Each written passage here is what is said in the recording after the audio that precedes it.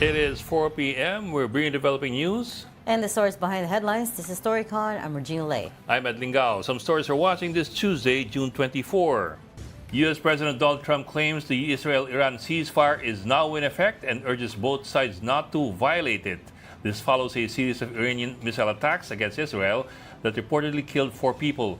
Tehran earlier denied reports of a ceasefire, saying no formal deal has been reached to halt military operations. The number of Filipinos seeking to be evacuated from Iran and Israel has climbed to 311. 31 of them are set to return to the Philippines, with Migrant Workers Secretary Hans Leo Kaktak. The party's flight was delayed because of the temporary closure of Qatari airspace following Iran's strike on a U.S. base in Qatar. Of the OFWs, 26 came from Israel, 3 from Jordan, and 1 from Qatar.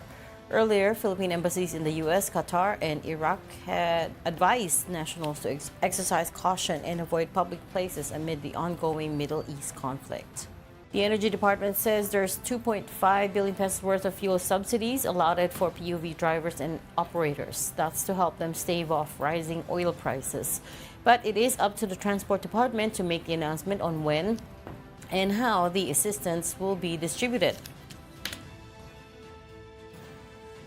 And Pag-asa continues to monitor the low-pressure area 365 kilometers west of Iba in Zambales. As of 8 a.m. today, it has a medium chance of developing into a tropical depression within the next 24 hours. The LPA, along with the southwest monsoon and localized thunderstorms, will bring rains over many parts of the country. And joining us today, muna yung wala. Si Tito Rol Well, Llamas. here, we have a glass for him. Meron To honor siya his kasing ginagawa spirit. ngayon. Kami ka naman.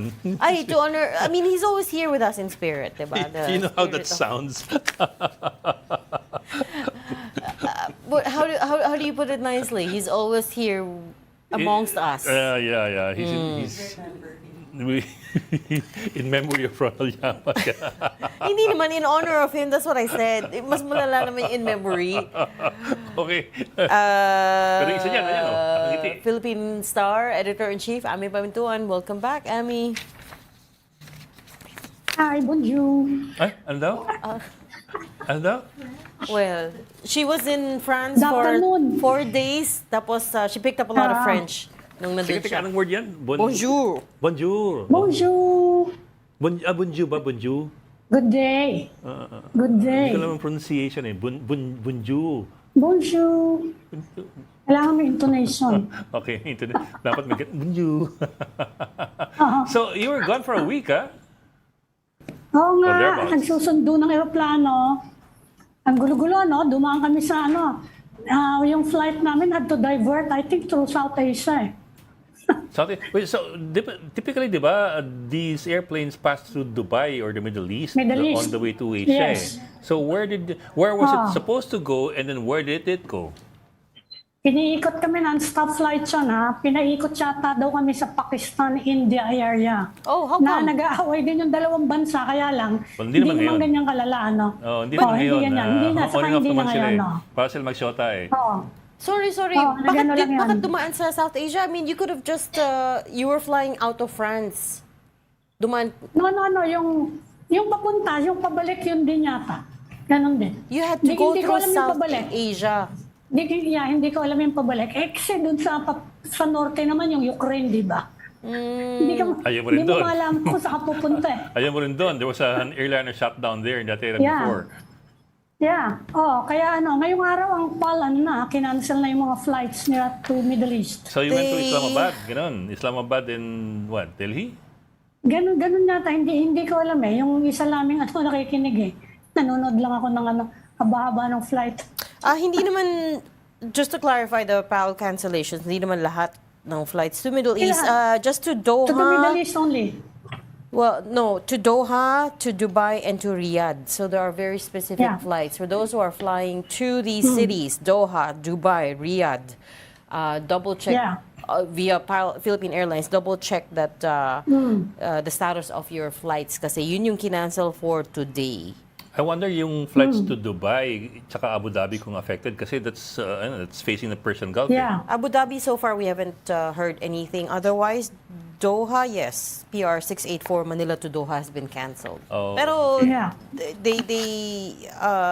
sa Qatar kasi, and that's because there was a bombing.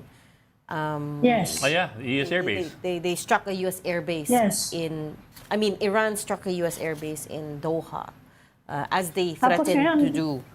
May binabantayan kami ngayon na may drone attack daw sa Iraq. Yan ang iniintay ko. Wait. Hindi lang malaman kung sino yung pinanggalingan ng drone. Drone attack against Iraqi forces or Iraq. Yeah. Iraq. Sa Iraq. Iraq. Hinintay ko pa yung follow-up nung report. Kaya medyo lumalawak yung gulo, no? Although yung pinaka-latest, pumayag na raw si Benjamin Netanyahu ng ceasefire. Correct. So, Iran na lang, hinintay natin. No. Nauna yung Iran. Iran agreed to a ceasefire before Israel, is what they said. They announced it on... And then, nag-deny uli, di ba? Hindi. This is the latest. The latest is Latest Iran na. agreed before Israel to the ceasefire, and it was announced by Iranian state TV. Right? Tapos ngayon, we have confirmation Yung that... pinaka-latest. Ngayon, we have confirmation that Israel has agreed to also implement a ceasefire. That's after 12 days of conflict. Prime Minister Yes. Benjamin Netanyahu confirmed that their security cabinet, approved the truce once its military objectives, including degrading Iran's nuclear and missile programs, were achieved. So, nauna lang yung announcement ni President Donald Trump, and then, so it turns out there was a ceasefire being discussed. And then Iran had allegedly agreed to it according to the timeline that we've pulled together. Yun nga, Iran announced a few hours ago on state TV that they have agreed to the ceasefire, and now we have Israel agreeing to the ceasefire as well. May conditions though. Yeah. Well, Kaya Iran baka naman is yung mga saying, na-cancel na flight, matuloy na uli. So, bantayan uli ninyo. Iran naman is saying that they're only retaliating, and if Israel stops, they won't push. Yeah, there's a lot of conditions attached to it, as can be expected, of course. No idea yet as well how long the ceasefire is going to last. Ang alam ko, sabi ni Trump, was supposed to be at least, was it 48 hours or a few days? And also, I suppose it also depends on whether Israel and the U.S. believe that they've already degraded Iran's nuclear capability enough. Correct. Again, still a big question mark whether they did obliterate, according to Trump, the nuclear facilities in those three enrichment sites. I'd imagine they'd want to assess first whether they met their objectives. But how do you even begin to assess, right? You can't even go in. You can't Yeah. fly in. Yeah. So there's no way of assessing. like, Pero marami silang dyan. And you- Marami silang spy. Paano nga nilang napatay yung Armed Forces Chief ng Napaka-detailed ng attack nila. Napaka-surgical. Iba nila, yung ibang strike, napaka-surgical. So I'm sure may mga spy din dyan. But they also suspect kasi that Iran has other centrifuges spread all over the country, not just in the three sites that were attacked. So there's also that. Until or unless they can determine whether there are other centrifuges that are enriching uranium into U-235. And then, Pang-detect na sila dyan, di ba? Meron ng parang yung aerospace technology pero I to mean kasi detect kung merong ganong dinidevelop. it's difficult if it's underground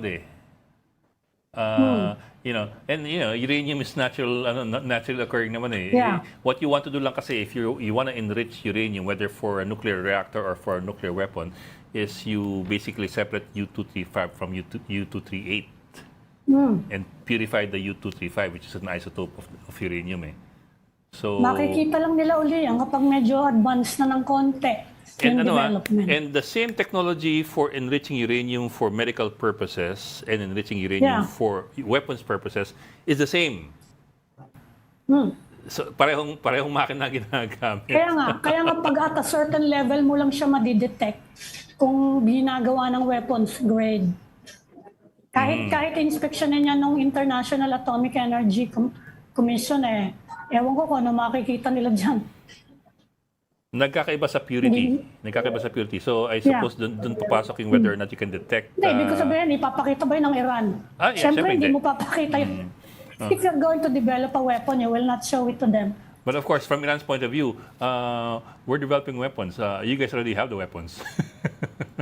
Oo nga, yan na nga. Well, yeah, correct. And as you pointed out yesterday, matagal pa. The process takes a long time before from going from uranium, the raw minerals, matagal to a yun. point where you can build weapons grade nuclear weapons. I think right? they're only at Matagal 60%. Yung talaga. pinuntahan ko, yung Toulouse, doon daw ginagawa yung mga drone na pinapadala ng France sa Sa Ukraine. Ukraine. Nag-uwi ka? Oo, doon daw ginagawa yung mga drone. Sabi ko, kumusta security ninyo? Sanay na naman daw sila, talagang high security daw yung mga industries nila. Aerospace industry yan eh. Is that how you pronounce it? Akala ko dati para siyang silent S, Tulu. No, if there's a vowel at the Toulouse, end, may E. you pronounce the S. Talaga, vowel at the end. may Ganun. sa dulo eh. Pag may vowel sa dulo. Okay. Yeah. Akala ko kasi all the French words, you just end up, Hindi. oh no. Sorry, take mo agad sa akin. Pag may E, So merong racist, S. man. Racist. But Sobra ka man. no, I'm just joking. But that's still the big question, isn't it? Kung whether at this point you can independently verify that they were working on building nuclear weapons using the uranium enrichment sites. Sabi ng Israel, they have intelligence to prove that Iran was in the meantime building up to that capability, but remember as well that this is Israel has gotten a few things wrong in the past as well, right? For instance, they also were completely unprepared and were taken aback by the October 7 Hamas attack. So the only point being I'm trying to make is hindi naman foolproof din yung intelligence nila. So other countries have also been asking for their proof, for Israel's proof that Iran was, building up all these nuclear weapons, but so far we have not, at this point, as far as I can tell, been able to see anything. You know, I was looking at the timeline. It's interesting, timeline UN, US, and Iran on the nuclear enrichment. 2006 to 2013, the Security Council imposes sanctions on Iran for non-compliance with the International Atomic Energy Agency on inspections. 2015, pa ni Biden, 2015, Iran agrees to a Biden proposal and signs a joint comprehensive plan of action to allow regular inspections by the IAEA, limit enrichment of uranium to 3.67%. That's only good for medical uses. And in return, sanctions were lifted. So 2015, nagkasundo sila. Inspections. Natuloy ba yung inspection? I don't know pero ito, in 2018, when Trump took over, the US unilaterally withdraws from the agreement. Okay. Nagpulat ang US from the agreement. So Iran, supposedly over Iran's missile program naman. So Iran, in retaliation, kasi then the US started putting pressure on Iran, the parliament of Iran declares na we are not bound anymore, since the US pulled out, we're not bound anymore by the restrictions. So tuloy ang enrichment. So yun it's really very complicated, the history and the dynamic between all these countries, and then we don't just mean Israel, Iran, but also the US now, right, which is fully waded into this war. Diba yung claim nga ng Iran this time around was hindi naman sila yung umalis sa negotiating table, right? Oh, that's one. Right? Yeah. And it keeps happening, right? They are saying it's always a he said, she said situation. This time around they said we're not the ones who left the negotiating table, right? It was the US who unilaterally decided. Because Trump was hitting Biden for agreeing to sign a deal with Iran to lift the sanctions in exchange for Ang hirap nga ako more kasi sa limits. mga inspection, how do you know, na pinapakita sa'yo yung complete picture. That's also a problem. Yan ang problema eh. Yan din ang problema no sa COVID eh. ayaw magpapasok ng China, ng World Health Organization. Nung pinapasok, limited naman. Ayaw nilang doon sa yung pinaka-importanting area, yung laboratory. Yeah. Ayaw nilang ipakausap yung mga importanteng tao, yung mga doktor, yung mga nag-develop. Yan ang problema dyan. Kaya magagawa mo lang, magpadala ka ng spy. Talagang padala ng spy kagad. That's the Si only Ate way. talaga. I think you watch too many. magagawa mo? I think you watch too many spy movies sa airplane, no, Ami? Nanggaling ka Ganda, lang ng Europe Oppenheimer. Open na, sabi ko na, Ano kita ba mo. Oppenheimer? Ang ganda ng Oppenheimer. But yeah, correct. That's a good point. I mean, how do you even accurately assess, Yeah. 'di ba? Kahit na, remember, Iran signed the NPT, the Nuclear Non-Proliferation Treaty.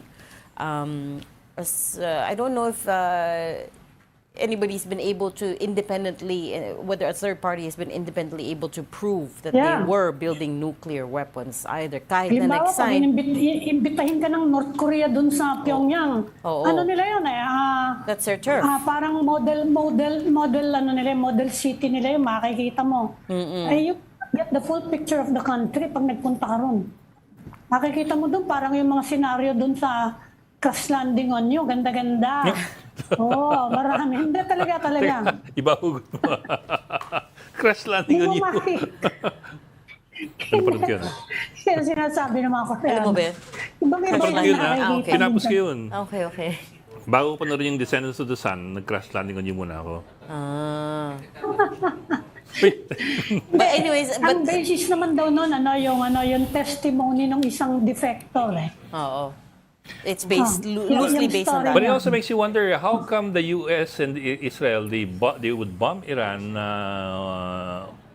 now and again, kasi not the first time Iran's nuclear facilities were bombed. Yeah. I remember Iraq in the 1980s or Laging 1990s. natitigil naman. Oh, what about Korea? North Korea? Yun na nga That's the Pinipigilan yata hypocrisy, sila not ng the South irony. Korea. Not the irony, but also the hypocrisy around this. Because, Pinapigilan sila ng South Korea. Because the South Koreans have a lot of relatives in the North. Marami silang ganon. And yung policy ng South Korea, they still want to eventually reunify. Reunification pa rin Kaya ayaw nilang i-escalate. are they parang, do South Koreans want to reunify? Parang, Yeah, that's what they're working on. Well, I think they both I feel want like to there's less reunify. support for that now. They both want. They both want to Kaya lang, reunify, problema, but they also both want to have their own system in place. Yes, Parang, correct. you join Depende us. siguro sa tao, di ba? We won't join you. Depende. Hindi, depende siguro dun sa kung sino yung leader Napakalakas ng hold ng leader ng North But coming back to Israel, Iran, just to close off that strand, so now Iran is talking about pulling out of the NPT, right? Pulling out of that treaty, and we don't know where that may land them. Mukhang mas Di lalo na silang na-target niyan. Oo nga mukhang lalo mag-escalate. Di ba? And of course, there Baka is... rhetoric lang yan. Oo. Of course, there's always worries na they might make good on the threat to close the Strait of Hormuz, which we're all watching because that's where a lot of global oil passes through. 20% or about 20 million barrels a day. And they control a long stretch of that strait. Okay. Buti na lang kagabi, 170 lang tinaas ng gasolina. Pero huwag niyo abangan yung Huwebes kasi Diesel malaki. sa mga 170. Pero Hinati. Pero just to Diesel malaki. yung diesel malaki. For total But 520. Just to clarify for the people who don't know, yung 5 peso increase na yon was decided on before pa Israel. Hindi pa kasama tong US involvement in US bombings. Before US struck Nakalaka Iran. ng This was announced Thursday pata or Friday last week Tagal pa to. Ay, a few days ago pa to. 260. Hindi, yan Kaya ko yung first ina-emphasize ang phase. diesel. Yung part 1 pa lang yan Kaya na nga. kaninang madaling araw. Part 2, same amounts on Thursday. So, doble. So, that's 520 for diesel. Ayun, 350 for gasoline and so on. That's before So, Later, we'll have DOE later. Let's talk about kung anong possibilities next week. well, they keep saying they're prepared. They keep saying we're prepared for all scenarios. We're always prepared naman, apparently. They keep Ang saying meron, preparation naman lagi dito, subsidy. yun na nga. So, they keep saying meron silang 2.5 billion pesos worth of subsidies, pero ang Transport Department ang mag-distribute nun. Yeah. And that's only for PUV. Normally, sa PUV lang yan eh. Paano naman wag na natin sabihin yung mga dikotse. Paano yung mga katakot-takot na may motorsiklo na private, di ba? Anong ibibigay nila doon? Ang masasubsidize mo dyan, yung mga buses, and lang naman yung taxi, saka yung jeep, of course. What about the rest? Million yun. They'll have to think of something else. Huwag mo nang Kailangan itanggalin mo. Suspindihin muna nila yung 12% excise tax. Well, Ako, revenue yan, Bok. Ano mo dyan ng DOF? Malaki-laki Yun yung pambigay nila sa Malaki-laki subsidy. yung 12%, tapos magkano yan per month? but Yun yung at pambayad the nila same, sa subsidy, sarili mo mantika. At the same time, si Sharon Garin, who is the acting secretary for DOE right now, is it acting secretary? Yeah, acting secretary, interim secretary, kasi si Popoy Lutilla was moved na to DENR. She was interviewed last night on The Big Story. Sabi niya, we cannot, the DOE by itself cannot suspend the taxes, of course. This is about 400 billion pesos a year that fund many of our basic project services of the government. So they're looking into, so she, for instance, she goes, bridges, roads, school buildings are being, Asan kaya that's where yung, it's money. That's where that Di mo money is sa going. akin? But she says, Asan yung schools, roads, bridges? well, of course, hindi mo naman pwede i-connect directly to the schools, right? Malisyosa ka naman. But anyways, Private sector gumagawa ng road natin eh. no, but Asan yung school? Okay, anyway, 140,000 classroom shortage. Okay, anyways, sabi niya, they are looking into it about the proposal to scrap fuel excise taxes. Or suspend Because- siguro, not scrap. Suspend lang, Suspend. Yun yung Tsaka may word eh. if I remember right, may clause yan na if fuel hits, Correct. fuel Certain There amount, are 80 benchmarks. pesos, $80. Correct. There are Automatic. benchmarks. May automatic May automatic suspension. $80 per barrel, no? Hindi ko na maalala Hindi, if they mas adjusted mataas it. yata, I think they otherwise, adjusted it. Matagal na nag-80, di ba? Nag-80 na, di ba? Because Hindi dapat there was a time it was already 90 plus. Oh. So we're at Yeah. about 75, 76. Dapat suspindihin na yan. We're about 75, Sandali 76 lang naman, dollars sandali lang yan. a barrel right Kapag now. ganyan nag-ceasefire na, I guess bababa na yan dahan-dahan eh. So that's one of the things we need to ask DOE about. Kung Yeah. in-adjust nila yung benchmark. Kasi yung $80 na yon, that was from many years ago. Since the prices have since gone up, right? So, and then also, tinanong siya whether the oil companies have enough reserves. Sabi niya, normally the government mandates 15 days of buffer Yes, stock required. for oil. But actually, most of the oil companies that they oversee have 28 days of reserves. So that's roughly about a month. Kaya lang, the question is, if you have about a month's worth of stock, bakit mabilis yung adjustment ng fuel prices based off of Siyempre. news around the conflict, right? Yeah. So, Siyempre, Yeah. pag pataas, mabilis. hindi pwedeng ako yung sumagot niyan. Dahan-dahan. Ay, hindi ako yung sasagot niyan. Okay. Teka, we have Merimon pala on the line. Yes. Merimon, who's covering the Senate. Merimon, what are you talking about there? What's the discussion about? What's new? Good afternoon. So far, wala pang bago. Pero what we're expecting is by tomorrow, magkakaroon ng press briefing dito sa Senado. Pero base sa pagtitingin din natin, sa isang online post ni Impeachment Court spokesperson Attorney Reggie Tonggol, yung ginawang paghihintay doon sa pag-file ng answers ni Vice President Sara Duterte doon sa writ of summons na ipinadala sa kanya ng Senado bilang impeachment court noong June 11 ay step 5 noong ng 11-step na impeachment process. And then by June 30, which is yung last day nga na inaasahan na ang House prosecutors naman is makakapagpasa na rin ng kanilang replies doon sa answers na yun o yung answer ad cautelam, magiging 55% na yung progress ng pinaka-impeachment proceeding. Pero for now, syempre malinaw pa rin pagkatapos nito, yung pag-roll out mismo ng proceeding until doon sa inaabangan ng lahat na impeachment trial, sa 20th Congress na talaga siya rorolyo.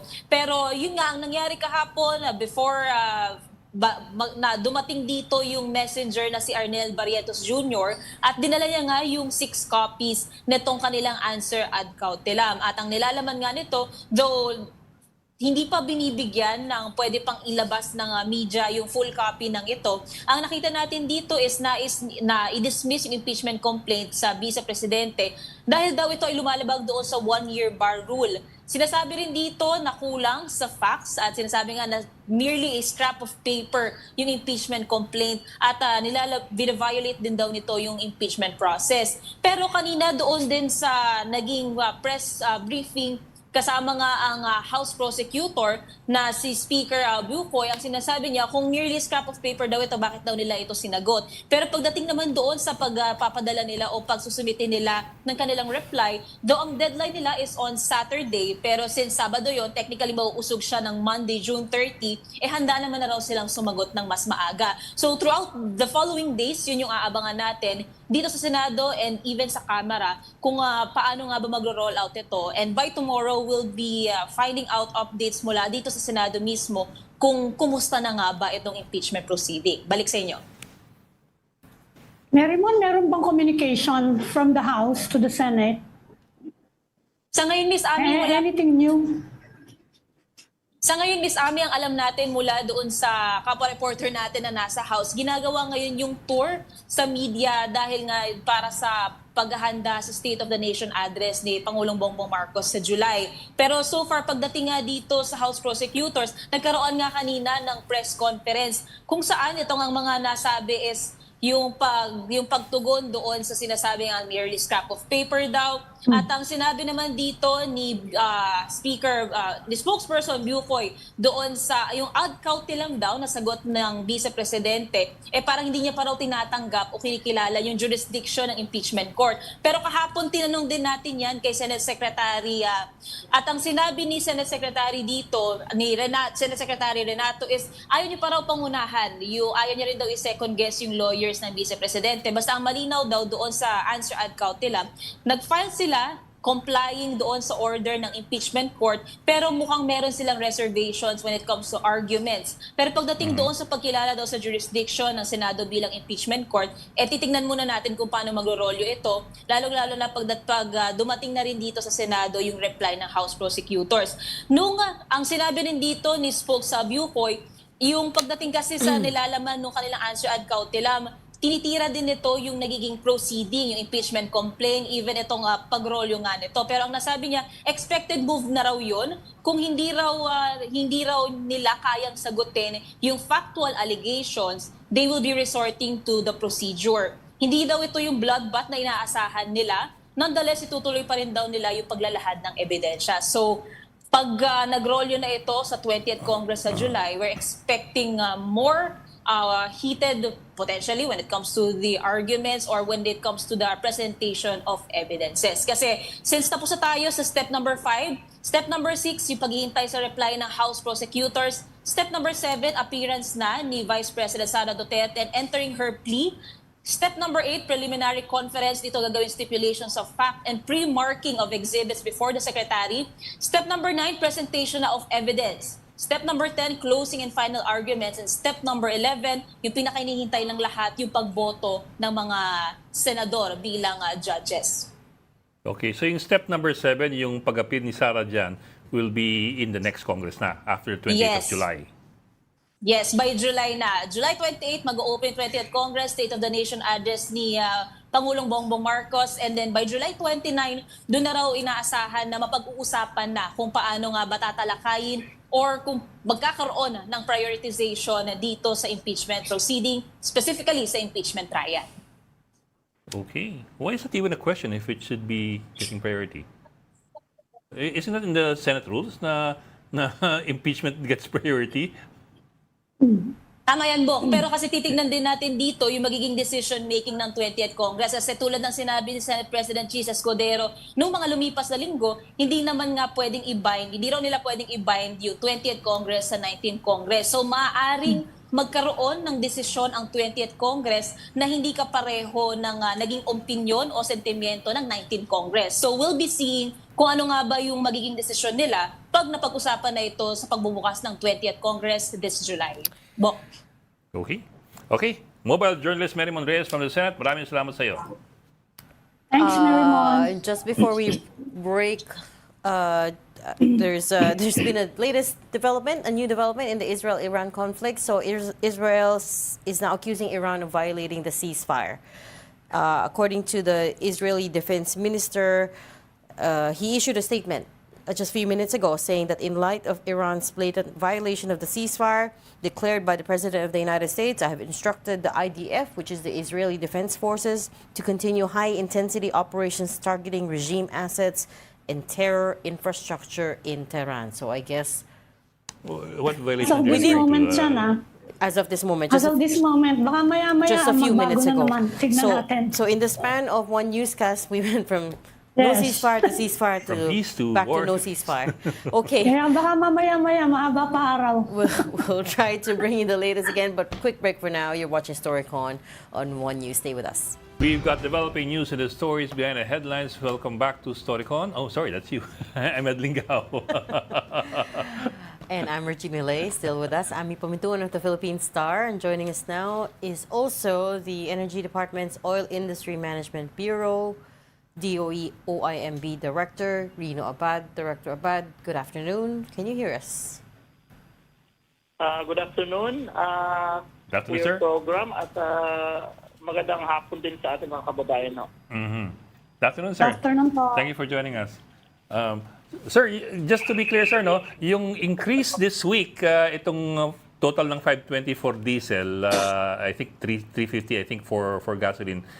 This is not yet taking into account yung nangyari ng weekend, no? So iba pa to. Iba pa 'yon.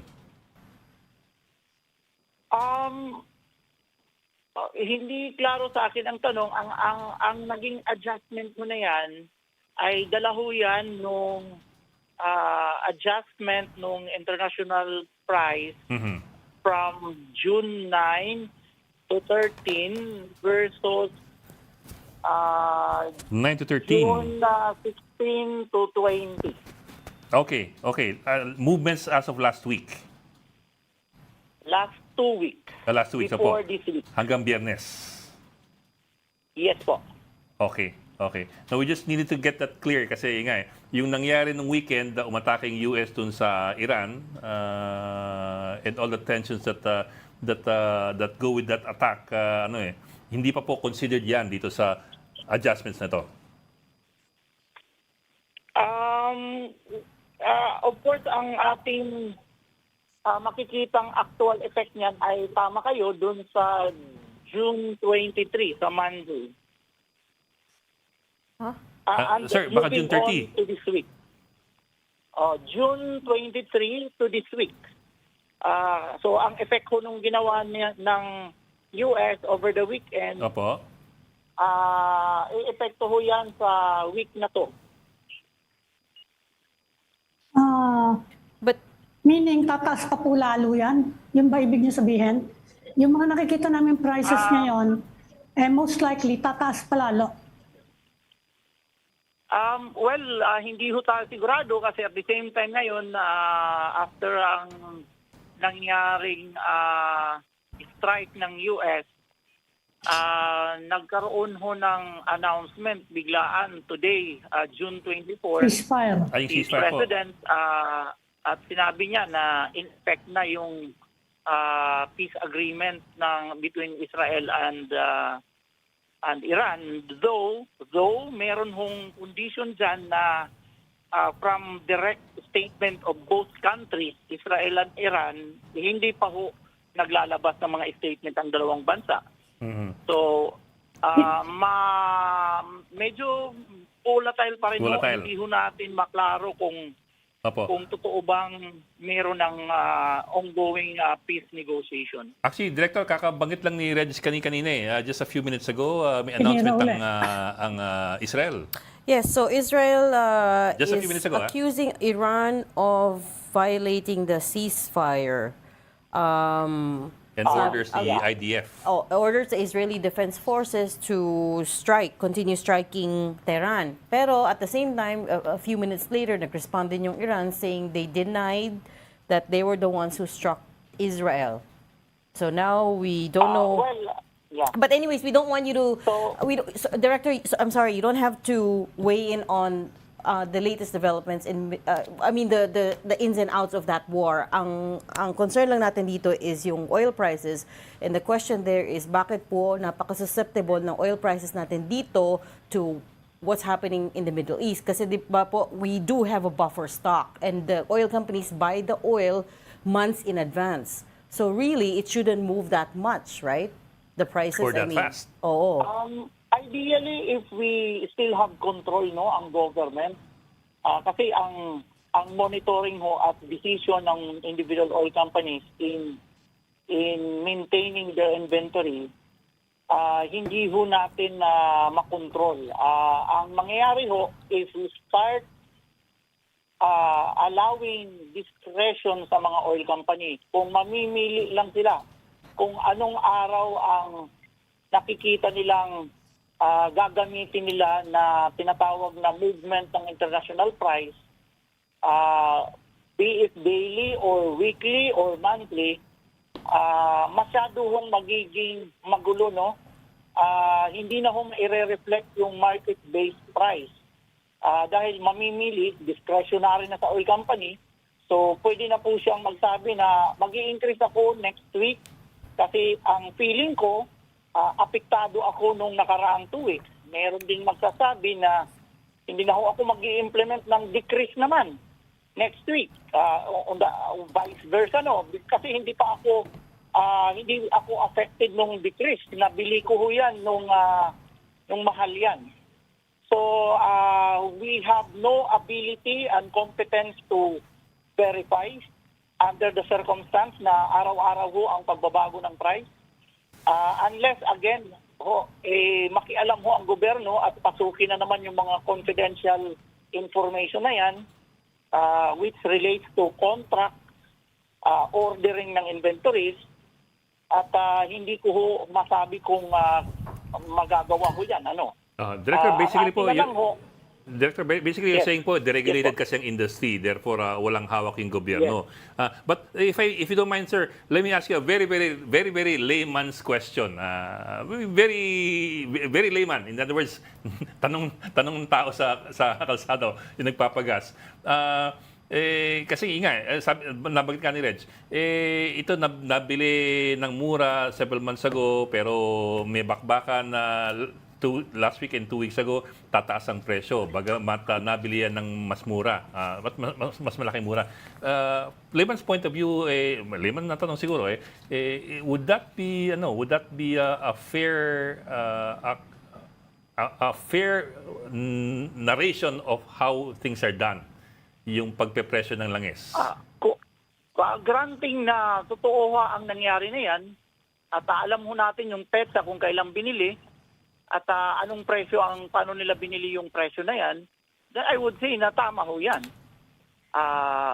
But of course, very fluid ang inventory, no? Pwedeng nabili yan 2 months ago pero nakatenga sa storage tank, hindi ho na dispense. So, hindi ho, ang hirap ho talaga, again, kung maibabalik lang sa gobyerno ang control ng lahat, ay pwede ho nating i-allocate per inventory batch yung pricing. Kasi parang gusto nyo i-match namin yung inventory versus pricing. Kaya lang, very difficult on our part now to do matching. Opo. So, ang gawin na lang ho natin, total cyclic naman yan, daily trading ho. Ang Tuesday ho, timing lang yan ng pag-i-implement ng adjustment. Pero ang laman ho ng computation na yan ay yung daily trading. So ang gawin na lang ho natin, dahil wala namang ibang paraan, kundi i-reflect mo na lang i-cyclic mo na lang. Every diferensya ng daily trading, i-reflect mo to be fair. Pag increase, increase. Pag decrease, i-decrease mo rin. Is that the system now, sir? Director, sabi ng gobyerno, of course, they have to reassure the people, no? They are preparing naman daw for contingencies kung sakasakali. And among the contingencies, maghahanap daw tayo ng ibang sources ng natin, crudo. At saka yung mga supply natin. Could you tell us more? Would you know about that? Could you tell us some details kung saan sakali yon? Saka siyempre, inahanap daw nila kung anong mga pwedeng ibang ruta ng pagkukunan. Ano ba ibang sources natin? Kung sakasakali, apart from the Middle East. Well, if you're talking about the Persian Gulf, malaki ho ang issue dyan because the 7 or 8 Middle East producing countries using the Persian Gulf to Gulf of Oman. Yan ho ay nagpo-produce ng around 26 to 27 million barrels of oil per day. But those countries are using around 9 million, 9.38 if I'm not mistaken, million barrels per day. So ang ini-export dyan is around 16 to 17 million barrels per day. If you look at the global consumption, it's around 104, no? Tanggalin nyo na lang yung own use nila na 9 million, it's around 95, ano? So yung 16 to 17 million barrels per day na yan, pinaghatian niya nung 95, the rest of the 95 million demand per day. So that's around 17 to, may na rin kayo, just 17 to 18% of the global market supply, no? And demand. So, malaki ho kasi yan. When you encounter a situation kung magkakaroon ng pagsasara dyan, ang mangyayari ho, para kang nawalan ng 18%. And what is remaining to the global market would be the 82%. Hindi naman zero, no? May 82% ho tayo. Yun yung galing na lang sa unaffected OPEC countries at saka predominantly yung mga non-OPEC countries. So when you say other source, ito na ho yung 82%. Pero hindi ho tayo sigurado kung agaran nilang mapupunuan yung 18% na yan. Saan ba yung iba nating bansa na pinagkukunan? Apart from the Middle East, saan tayo pa kumukuha? Kasi dati alam ko, nakakabili sa Russia, pero magulo rin hindi pwede. Saan tayo nakakakuha? Ibang alternatives natin. Well, if you look at the ranking of major producing countries outside of OPEC, no, nandyan ho ang US, nandyan ho yung Russia, pero part yan ng OPEC Plus, Di pero nga yung pwede. naman part doon sa Persian Gulf. Nandyan ho yung Canada, Norway, Mexico, dyan din ho Venezuela. yung most of the countries in Latin America, pinangungunahan nyo ng Brazil and Venezuela. Meron pa ho tayong, of course, other OPEC countries na andun sa Africa. And these are, of course, the countries that we can go to kung i-avoid mo yung 8 main producing countries dyan sa Persian Gulf. Well, and so are we already talking to these countries directly? Canada, Norway, Hindi Mexico, ho- Latin America, hindi ho- Africa. Hindi na ho uso yung hand-to-hand shake na usapan or agreement na parang magtatawagan.